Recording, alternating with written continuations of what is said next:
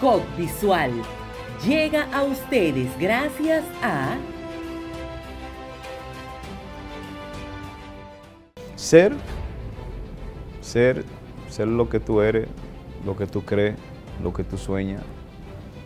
Nunca olvidar tu origen.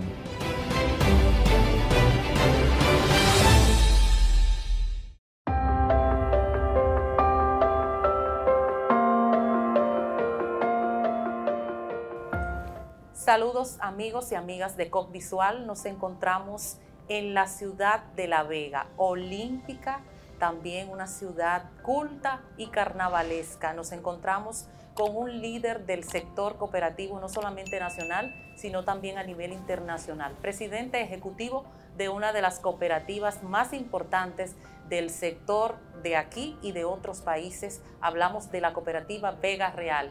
Estamos hablando con Yanio Concepción. Saludos. Saludos, Dominic. Saludos, amigos televidentes. Gracias por esta visita que nos hace de este programa especial desde el sector cooperativo dominicano para hablar lo que tú quieras, Dominic.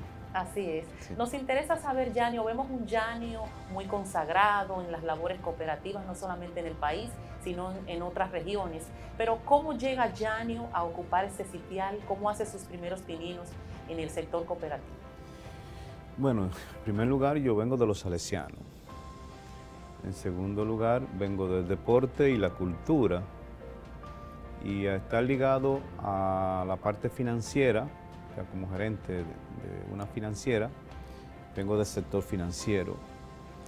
Y tuve la oportunidad por la vocación de servicio desde los salesianos, de cuando llego a una comunidad llamada Ensanche Duarte, donde me caso y ahí tengo mi primer hijo.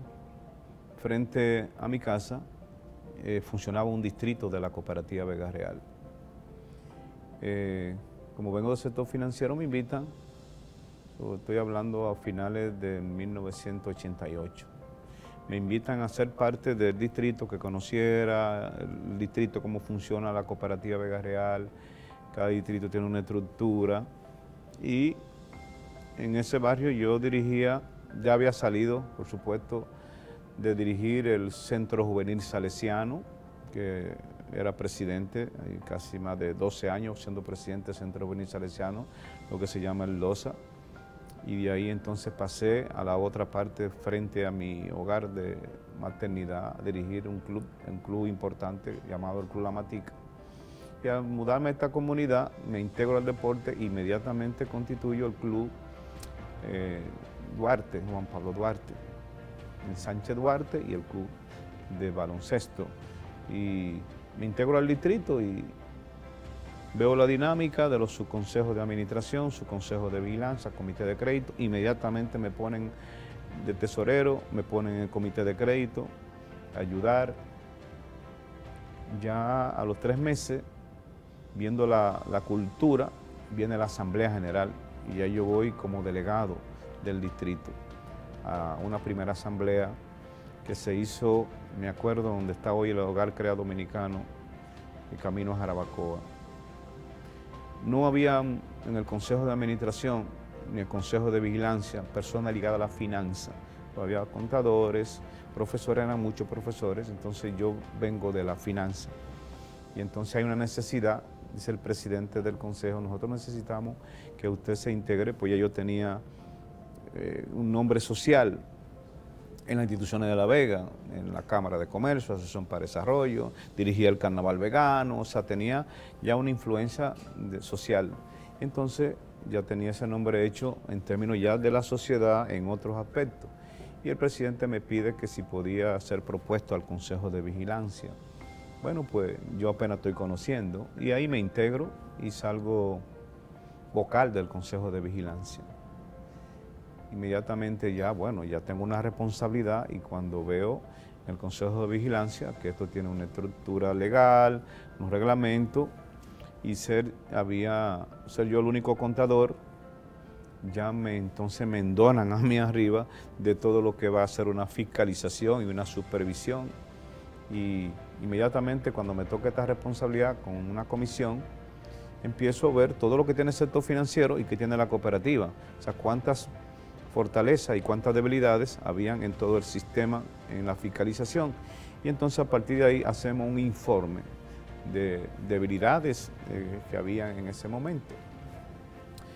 Y bueno, de ahí en adelante ya me quedé en vigilancia 3 años, ya yo fui presidente, creo que al tercer año, varias veces presidente de vigilancia, hasta que luego ya salgo de vigilancia y paso al Consejo de Administración. Siempre he sido muy crítico en que para mí los valores son fundamentales, y como el cooperativismo tiene valores, honestidad, responsabilidad, transparencia, etcétera, yo asumía eso y lo he asumido como parte de una educación, como parte de una formación, no solamente humana cristiana, que vengo desde los salesianos, una madre maestra, un padre sindicalista, contador sindicalista, o sea, dirigía el sindicato de la cervecería, aquí lo que hoy es la cervecería Quisqueya, en ese momento era cervecería Criolla, y era un sindicalista ligado a la izquierda, o sea, que era como un pedido, la izquierda tenía no infiltrado, ubicado algunas personas que tenían que hacer trabajo, papá le correspondió hacer el sindicalismo, y no, del punto de vista político no comulgaba porque vengo con formación cristiana y él viene con una postura de ateísmo, o sea, un comunista, utópico, y entonces ya en mi casa era una discusión, cooperativismo, la religión, el sindicalismo, entonces, pero siempre una cosa que agradezco a mi padre, a los dos, pero a mi papá, fue que me dio la libertad de decidir, o sea, nunca me condujo ni a seguirlo formalmente, sino que ya yo tenía mi propia personalidad, mi propia decisión, y él, al contrario, me empujaba a hacer lo que yo consideraba, o sea, nunca hubo esa limitante estando en mi casa. Y ahí cuando ya estoy en la cooperativa, bueno, tengo las dos funciones, está cerca de aquí, tenía que venir del Consejo de Administración a apoyar acá, a crear reglamentos, a hacer propuestas que venían cambiando el sector financiero, y yo aprovechaba y la traía a la cooperativa para ir fortaleciendo controles internos, la parte administrativa, porque estudié administración primero y luego estudié contabilidad, toda la parte de la finanza. De ahí vengo y me integro a Vega Real. Ya hubo una situación un poquito difícil cuando asumo la presidencia, porque tengo mi trabajo y tengo que decidir, y veo, como yo era gerente general de 2 compañías y mi parte humana, cristiana, era servicio, tengo que decidir. Entonces decido dejar la parte de la finanza, de la parte financiera, del sector financiero, entonces asumo la presidencia con bueno, voy a Puerto Rico primero en el 96 y estudio en la Universidad de Río Piedra. Quería saber cómo se movía el cooperativismo a nivel internacional. Ya yo voy al Consejo de Administración y prácticamente casi a la presidencia. Me preparo en la Universidad de Río Piedra y digo, bueno, a nivel gerencial, digo, hay que dar un giro a la cooperativa. Es una cooperativa por distrito que va creciendo, pero en ese momento también crecían algunas dificultades con la competencia financiera. Entonces ahí decido, cuando me eligen presidente, ir a una pasantía al Banco Cooperativo de Puerto Rico. Banco Cooperativo de Puerto Rico existe la figura de presidente ejecutivo y le pregunto al ejecutivo, o sea, al presidente ejecutivo, cómo hacía las funciones. Y bueno, y me dice, mira, yo trabajé para una firma de contadores internacionales y la ley de cooperativismo es una ley abierta, no te prohíbe allá ser presidente ejecutivo. Yo no voy a ser presidente ejecutivo, yo voy a ver la figura de presidente administrador. Bueno, pues se lleva a la asamblea, se aprueba, entonces ya tengo las 2 funciones, de presidente de la cooperativa y darle seguimiento al plan estratégico, que en ese momento me correspondió trabajar con el plan estratégico de la cooperativa. Hicimos un plan estratégico y ese plan estratégico sale ese FODA y tengo que decidir, o me quedo en el sector financiero o me voy a la cooperativa. Entonces ahí asumo la postura de presidente administrador. O sea, una función que no era fija, sino era como el enlace del presidente que aprueba el Consejo de Administración y Vigilancia, planes estratégicos, reglamentos, y le da seguimiento a las resoluciones, a los acuerdos con la gerencia. O sea, no soy gerente bajo ninguna circunstancia, nunca he sido gerente, sino enlace de las funciones de los consejos a la gerencia. O sea, todo lo que el Consejo aprueba, plan estratégico, el caso del presidente, como quiera, tiene que darle seguimiento. Entonces ahí ocupo un espacio a medio tiempo. Entonces después me quedé enamorado de esta filosofía, asumí el cooperativismo como parte de una filosofía que estaba muy arraigada a mi principio, y bueno, entonces ahí me enamoro, empiezo a estudiar. Voy a Washington, voy a España a prepararme, y nada, de ahí en adelante lo que hemos hecho es todo lo que hemos aprendido desde los salesianos, desde el deporte, desde la cultura, desde la parte social, desde el cooperativismo, mezclarlo aquí. Ha sido una transición histórica y muy bonita. ¿Ha valido la pena volver a estas esencias, a lo que a usted le gusta, que son las acciones sociales, dejar la banca formal, introducirse en este mundo del cooperativismo? ¿Ha valido la pena? Sí, sí. Primero porque yo vengo de la parte social. O sea, cuando yo entendía lo inhumano de un préstamo, cuando había que quitar una casa, yo nunca quité una casa. Ahí había, en este caso se daba en La Vega, bueno, en el país, pero más en La Vega, que se dio una inmigración a Italia, a España, a Suiza, y entonces hacían las mujeres muchos créditos, y a mí siempre me gustó ver la casa de la gente, la familia de la gente cuando solicitaban un préstamo, pero después cuando uno veía que esas mujeres se iban para allá o que querían hacer su casita a la gente, un préstamo para un negocio, yo veía siempre la parte humana, pero eso es negocio. Entonces esa parte humana es la que yo encontré en la cooperativa, o sea, esa parte de la filosofía, del ser humano primero, de ayudar a la gente, eso fue lo que encontré, a diferencia del sector financiero, que tú, bueno, yo me fue muy bien en términos de mis funciones, porque prácticamente generé riqueza, o sea, generé recursos, no solamente para mi familia, para bienes. O sea, cuando yo llego digo, bueno, pues mis recursos ahora no van a la banca, mis recursos van ahora a la cooperativa. Entonces ahí empecé a enamorarme de las aportaciones, el patrimonio, como yo decía, bueno, este va a ser mi ahorro para mi pensión, este va a ser mi ahorro para mi emergencia, va a ser mi ahorro, y fui todo lo que hacía y podía hacer dentro de mi trabajo, y luego era subir un patrimonio y motivar a la gente, o sea, dar muestra de que con el cooperativismo, con el peso tuyo y el peso mío podíamos crecer juntos, y que tu patrimonio tenía que crecer, pero también tu crédito para una finalidad productiva también era para tu crecimiento. Entonces empiezo a dar ejemplos. Espérese, educación en la finanza personal, educación en la finanza familiar. Todo el que está aquí tiene que pasar balance a final de año. Si no está en azul, es mejor que esté fuera de la cooperativa. Si es mala paga, vamos a ayudarlo hasta donde podamos. Entonces empezamos a crear política. Primero, si nosotros lo que damos el discurso, lo que gerenciamos, lo que dirigimos, no pasamos balance positivo, ¿cómo lo vamos a ayudar a un socio, a asesorarlo a que tenga balance positivo? Entonces ahí entra toda una dinámica de la parte que me encanta a mí, que es la parte social, educar a la gente con la educación, el medio ambiente, la salud, el género, o sea, el deporte, la cultura, cómo articulamos desde la cooperativa toda una convivencia social, por supuesto, con un crecimiento económico. Siempre hay que pensar que la economía es determinante, pero no es lo determinante para el cooperativista, sino dentro de tu disciplina, dentro de la formación que te estamos dando, porque esta fue la primera cooperativa que hizo una escuela de cooperativismo.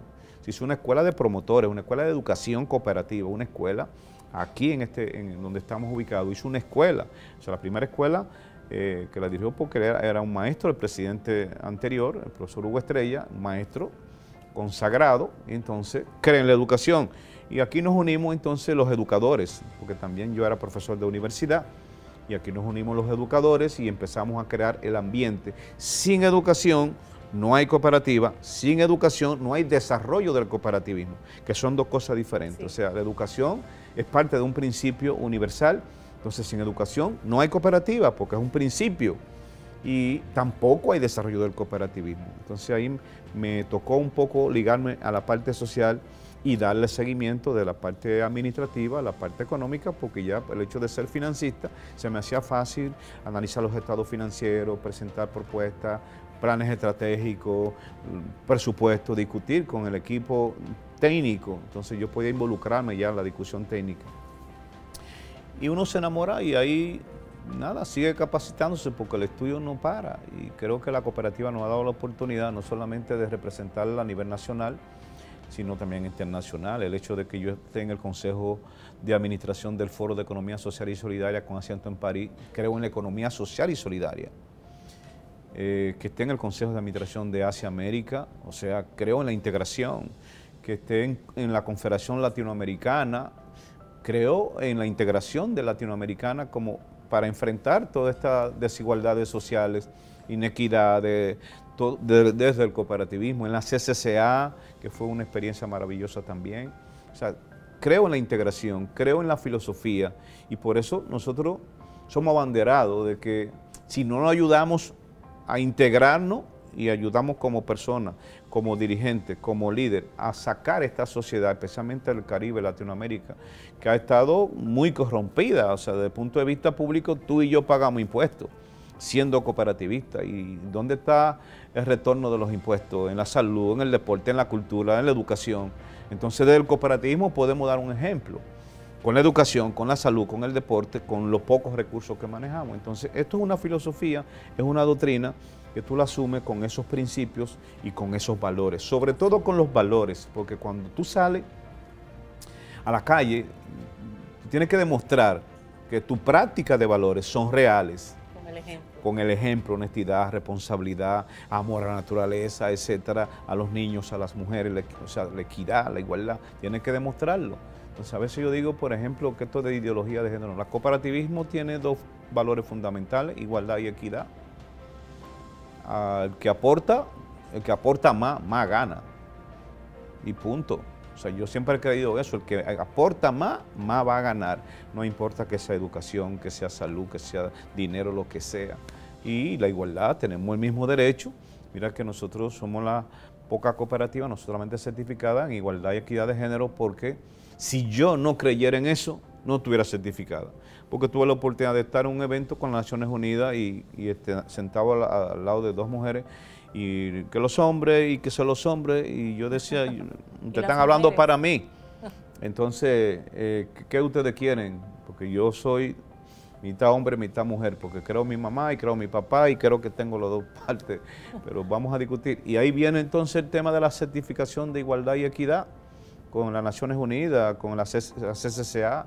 ¿Por qué? Porque el hombre machista dominicano, tú te eternizas en un cargo, y no, estamos buscando. Ahora tenemos más mujeres que hombres en la dirección. Sí, hace pocos años que ustedes dedicaron una asamblea a esa parte, ¿verdad? Lógico, porque tenemos más mujeres que hombres, porque empezamos a educar desde la base la igualdad, la equidad, igualdad de oportunidades, igualdad en la dirección, o sea, las mujeres deben asumir mayor rol. Pero eso depende siempre de la dirección. O sea, si la dirección no asume un lineamiento con una filosofía, una doctrina, entonces no va a haber ni equidad ni igualdad. Entonces ahí empiezan todos estos temas que estamos hablando del desarrollo de la cooperativa con educación, de la cooperativa con educación y del cooperativista, porque no es lo mismo tú ser miembro de una cooperativa, tú te adhieres voluntariamente y sales, y entra y sale cuando quieras, pero cuando tú vienes a donde hay filosofía, donde hay doctrina.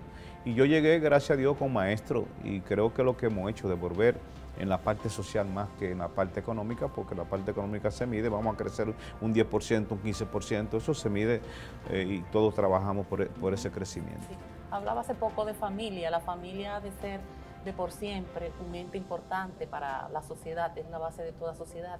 ¿Qué ha dejado, qué huella ha dejado su madre y su padre Chichi en la figura de Jan? Bueno, mi madre me empujó a la iglesia, o sea, mi madre yo creo que se fue con mucho secreto, sobre todo porque sufrió la parte política de mi padre. O sea, papá ser ateo comunista, y un ateo comunista que viene el 14 de junio, de la línea roja, de la UPA, el PTD, que fue su última participación como presidente del PTD aquí en La Vega. Estaba claro, era utópico. Y yo a los 12 años, ya yo estoy en la iglesia y ya yo estoy dirigiendo un club, el Club de los Niños, se llama Club Cumbre. El padre que llega de España me adopta prácticamente y yo asumo la dirección de ese club. O sea, eso me dejó mamá, empujarme a su creencia, Fue una buena cristiana. Primero porque fue una maestra abnegada que en su casa alfabetizaba personas sin cobrar centavos. Su labor voluntaria era alfabetización. Ya cuando llega al sistema educativo, mamá la quería todo el que pasaba por sus manos, porque ella alfabetizaba, era una alfabetizadora. Pero me empujó. Su educación, ella siempre creía en la preparación. Yo buscaba siempre qué hacer para educarme en todo lo que fuera, y ella me empujaba. Papá me tomó como si fuera su mochilero desde pequeño, o sea, yo era el mochilero. Dicen mis hermanos, bueno, que yo era el más querido. No, yo tal vez fui más sufrido porque cuando yo salía con mi papá a pescar, a cazar, nunca me llevó a actividad política así per se, pero él tenía su hobby de cazar y pescar. Entonces, desde niño yo siempre era el mochilero de mi papá. Y, por supuesto, nunca me impuso ese tipo de utopía, o sea, tiene que seguirme los pasos, la parte política. Al contrario, yo tuve que presentar en la cooperativa a mi papá, porque también mi papá políticamente, parece un esquema, me protegió como hijo de no ser visibilizado. O sea, una cosa era el mochilero y otra cosa era la visibilización. Yo nunca fui visibilizado en términos social por mi padre, porque estaba ya en la iglesia. Y entonces, a un momento determinado, ya yo tuve que presentar y reconocer a los miembros del 14 de junio de La Vega, él como fundador del 14 de junio, reconocer cuando me dicen, ¿y Chichi Concepción es tu papá? Sí. Oh, no sabíamos, papá. Y después pregunté, bueno, un amigo que... Luciano, Francisco Luciano, que era el mensajero de la capital del señor González Espinosa, era el mensajero que venía acá. Narciso venía de Santiago, papá, Narciso, en Santiago le decían el tío, en el sindicalismo. Y hablo de dos cooperativistas, Francisco Luciano, que era que venía desde niño, jovencito, a traer los mensajes de todas esas coordinaciones, pero nunca me visibilizó y me respetó.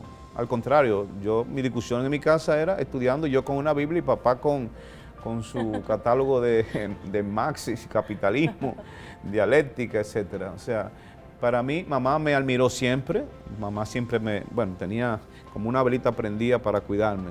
Todavía estoy buscando ahora con mis hermanas todo lo que ella escribía y todo, cómo me cuidaba. Sí, todos mis discursos, desde que yo empecé, desde los 13 años que di discurso en la iglesia para pedir para un teatro, y ella lo tenía todo guardado ahí. O sea, era una seguidora fiel y un respeto. Y por consecuencia, papá también me admiraba mucho. O sea, yo lo admiraba a los dos porque eran dos mundos diferentes. El sacrificio de una madre ante un peligro permanente políticamente, porque ahora estamos hablando tranquilo, pero en esos tiempos las persecuciones políticas, porque mi casa fue receptora de todas las personas que venían de Santo Domingo, San Francisco, Santiago, que eran perseguidos políticamente y duraban 3, 4, 5 días, 6, hasta semanas en mi casa, hasta que papá lo ubicaba en algún lugar. O sea, papá era el receptor desde esa línea de izquierda de todas esas personas que eran perseguidas. Bueno, todavía le pregunto le pregunté los otros días a Fidelio Desprader, que fue la última vez que, bueno, tenía yo 14 años y Fidelio venía de Santo Domingo con 2 compañeros, duró ahí 3 días y siempre estaban pasando los servicios de inteligencia por mi casa. Todos los días, pero como el barrio estaba tan orientado, o sea, todos los vecinos estaban orientados, que habían calieses, habían policía y ellos sabían que si denunciaban o chivateaban, era como una cosa bien estructurada. Me dice Fidel, duramos 3 días en tu casa y tu mamá estaba nerviosa, ella no encontraba qué hacer, nosotros estábamos con todas estas armas, esta ametralladora. Digo, ajá, yo me acuerdo que me pasaron una, que me dijo papá, mira, aprende ahí lo que es una Thompson. Y digo yo, ajá, y mira lo que es una AK-47. Vinieron Fidelio Desprader, me acuerdo, eso me marcó mucho, porque siempre pasaban, pero nunca habían pasado con esos niveles, así, con niveles de armas de ese calibre. Fidelio ya eso lo tiene en su historia. Entonces, yo admiraba su labor de sacrificio de papá. O sea, papá, Chichi Concepción, no era su nombre era Antonio María Concepción Moronta, de 2 apellidos importantes de La Vega. O sea, el Concepción y el Moronta eran una clase social que, bueno, papá fue proscrito como político y esa historia la deben, bueno, Luciano, que la conoce muy bien, fue a llevar un mensaje de guerrilla. Él y el doctor Roberto Berger de la UAS, no conocía, vi hace un tiempo que lo reconocieron póstumo por el MPD, y Roberto Berger y papá se fueron a la coordinación, y Roberto Berger supuestamente iba de aquí, Santo Domingo, Curazao, a la isla, y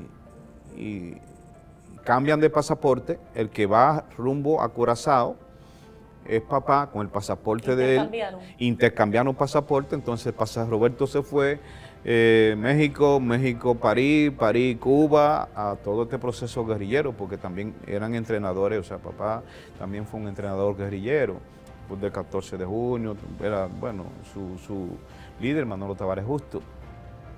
O sea, de esas cosas yo no era tan, no sabía, o sea, veía la situación. Incluso me acuerdo en el 73 que tenían coordinado el regreso de Camaño, y le dice mamá a papá, oye, mis hijos lo voy a sacar esta noche.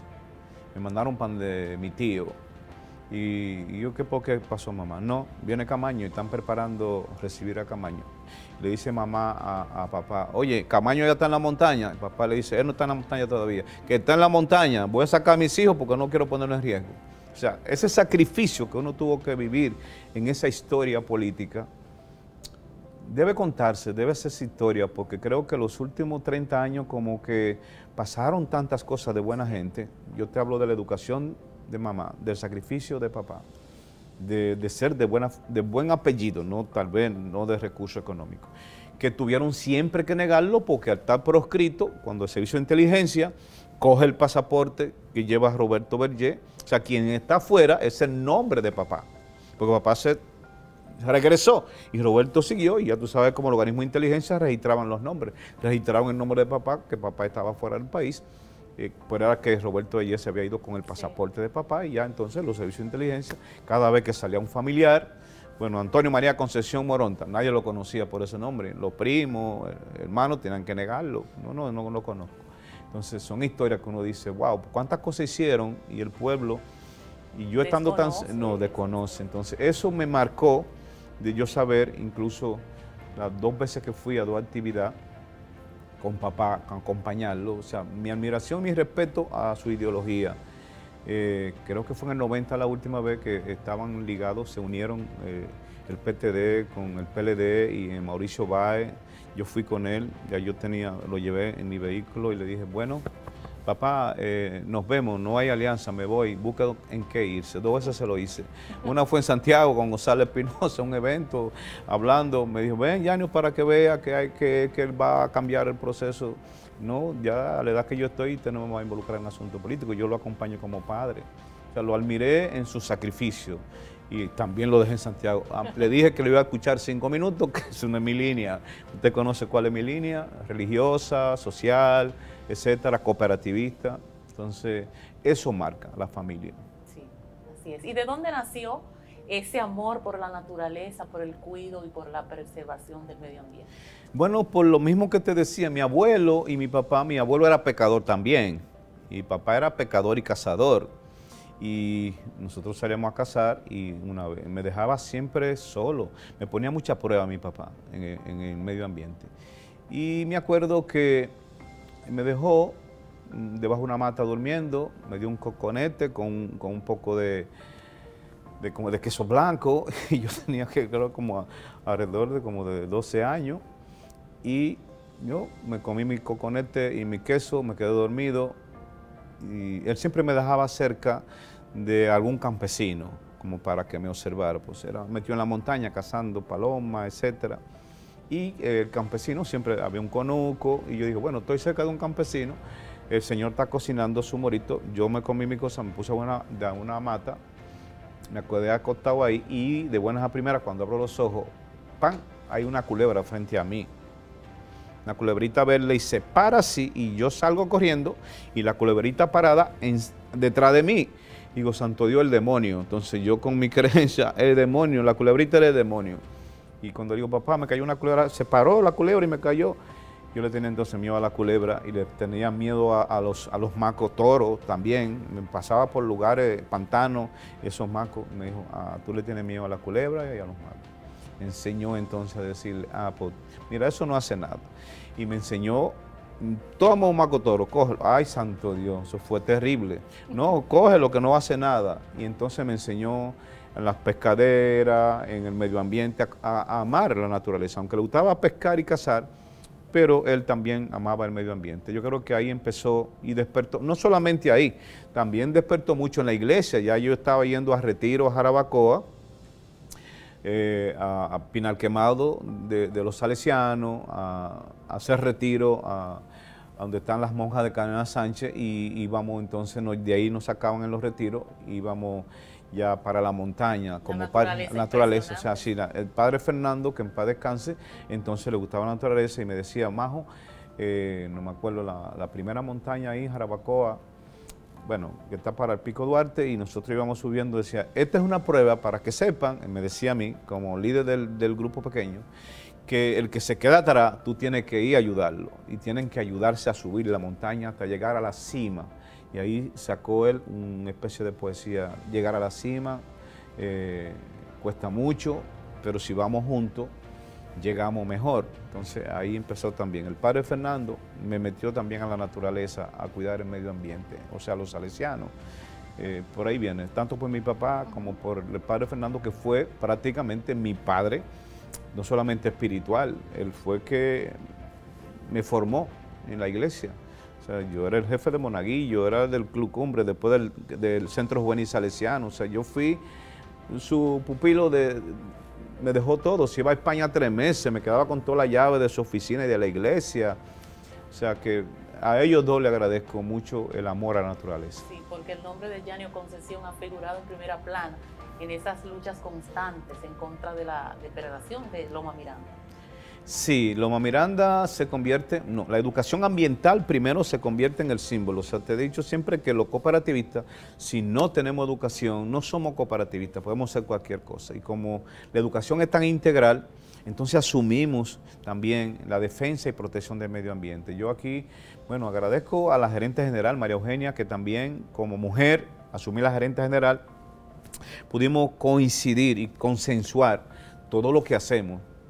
Aquí mismo, ya yo conozco Loma Miranda, voy, digo, santo Dios, yo soy vegano y estoy tan cerca y no conozco estos cientos de manantiales, esta biodiversidad, y lo primero es que busco la información y leo que el Jardín Botánico hizo una investigación de la biodiversidad que representaba Loma Miranda, 50% de toda la biodiversidad de República Dominicana, independiente de la de Bauruco, etcétera. Digo, no, y cuando vamos allá, llevo fotógrafo, camarógrafo y hacemos una exposición, y el título que le ponemos, Loma Miranda antes que te vayas, porque las corporaciones, aquí, esta corporación tenía un poder económico y un poder político de llevarse a todo el mundo de paro. Y yo traigo a la Academia de Ciencias, yo traigo aquí a las autoridades y digo, no, esta lucha va, me dice la gerente general, pero tú eres ambientalista, tú eres ecologista, a ti te gusta el medio ambiente, ¿cómo tú vas a decir Loma Miranda antes que te vaya? Vamos a echar la lucha. Ahí me motivó el padre Tomás Alejo Concepción, que ahora es obispo en San Juan. Yanio, mira, vamos a echar la lucha, yo conozco esto. Y yo te digo entonces que de ahí en adelante hay otro capítulo ya, aparte del ambientalista y el ecologista, entonces vamos a la lucha social, vamos al colectivo social, porque la cooperativa tenemos un principio que se llama interés por la comunidad. Y entonces ahí es que nosotros empezamos a abrirnos y vamos a hacer, la teníamos sembrando, recogiendo basuras, educando, pero esa nos da a nosotros cómo articulamos la sociedad, la autoridad, la iglesia, y me tocó a mí entonces articular con el obispo, que ya está para retiro. Obispo, mire, estamos en esta lucha, hicimos esta presentación y queremos su apoyo por su parte moral, ética. Me tocó casi 6 meses en un proceso de mucho debate con él. Digo, la Academia de Ciencias no apoya. Y entonces ahí se convierte este buque insignia de Loma Miranda, Parque Nacional, donde despierta el interés nacional.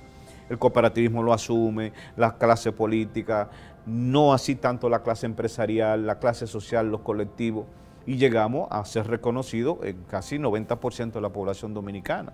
O sea que subimos la bandera verde y nunca la vamos a apiar. O sea, el cooperativismo debe asumir.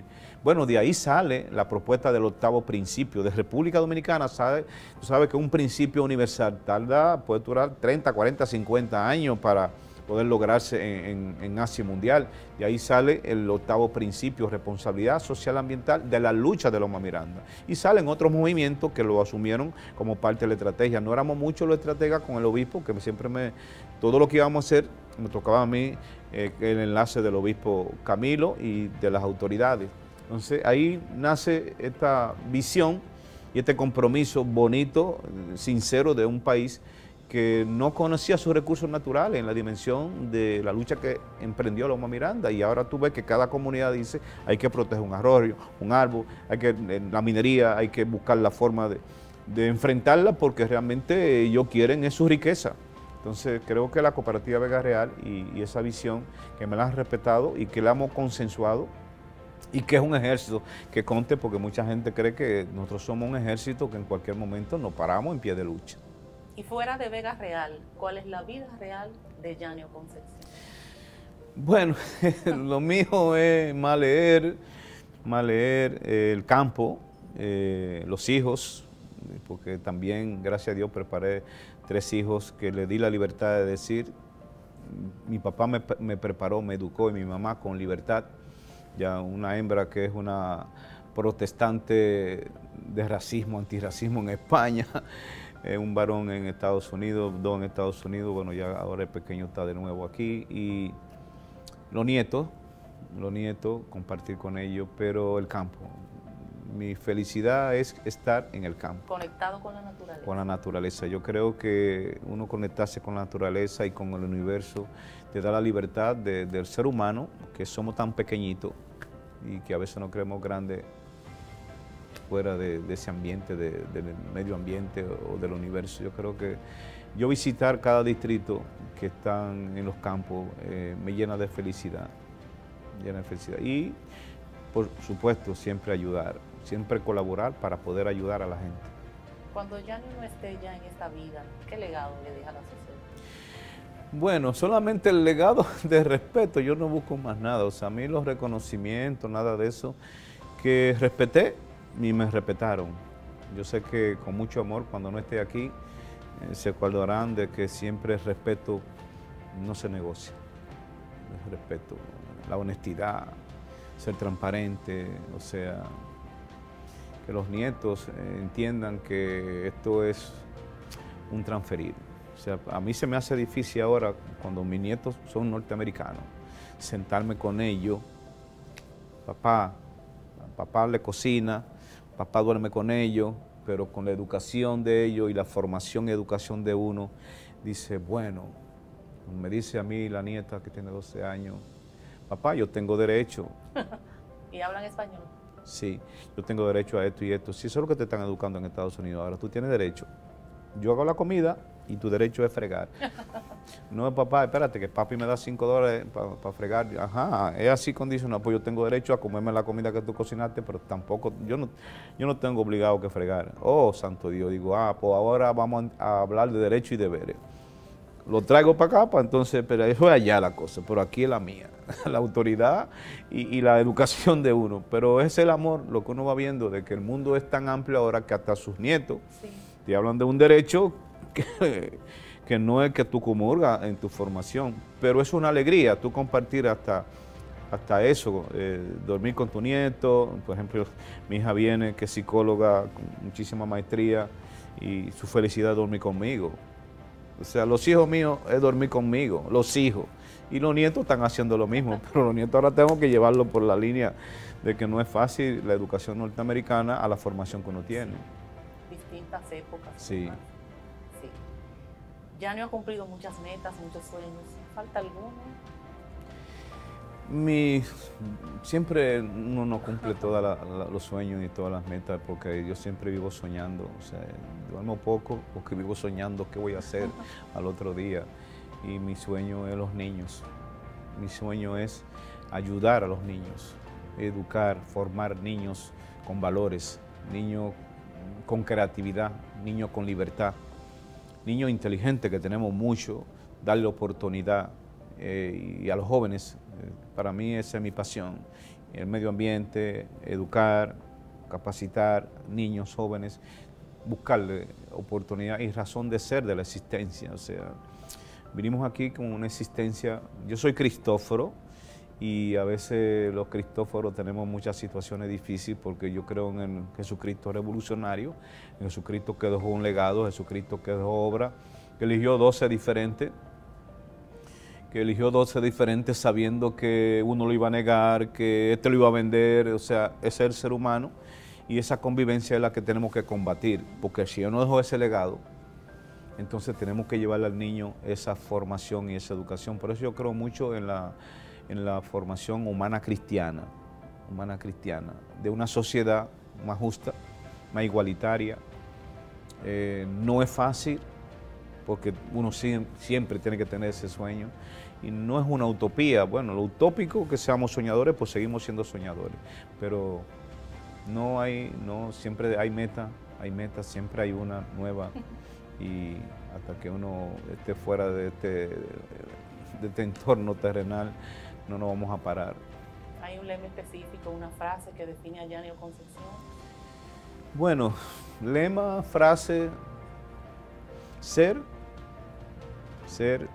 lo que tú eres, lo que tú crees, lo que tú sueñas. Nunca olvidar tu origen, donde nací, donde me crié, nunca olvidar su origen. O sea, yo sé de dónde vengo,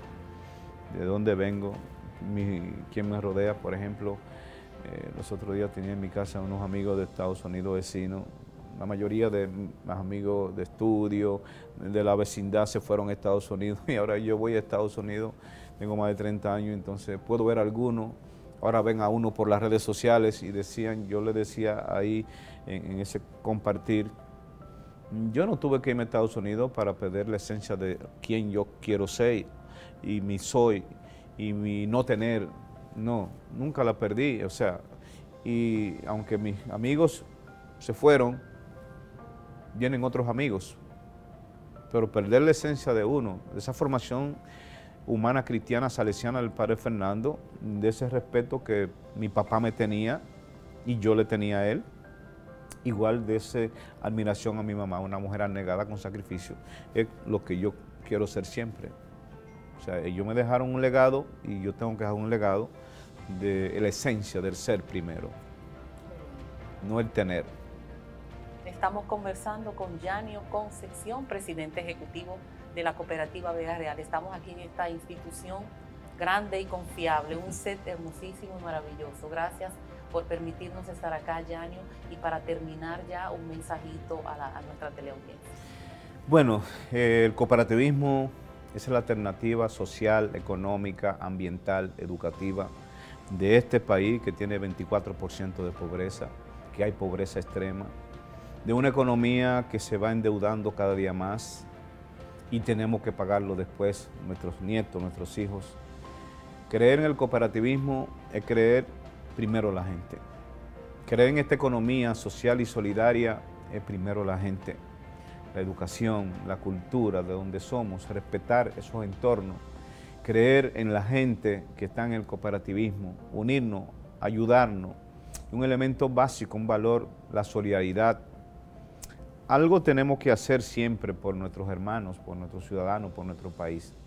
Ese es el mensaje, ser más cooperativista, sentir, pensar, vivir como cooperativista nos va a llevar a un mejor país porque hemos perdido la identidad. Ahora la identidad es económica. La identidad es económica. Emigra la gente por dinero. Lo que se quedan y no han cogido el país es una identidad económica. Hay que romper. Y romper con el cooperativismo vale la pena. Toda la lucha que hagamos desde la cooperativa, con el interés por la comunidad, vale la pena. Qué bueno, gracias. Ustedes, amigos, gracias por estar aquí y si no se ha suscrito, hágalo ahora a nuestro canal COP Visual. Gracias por estar con nosotros. Hasta la próxima. Gracias, Dominique. Gracias. Bendición. COP Visual llegó a ustedes gracias a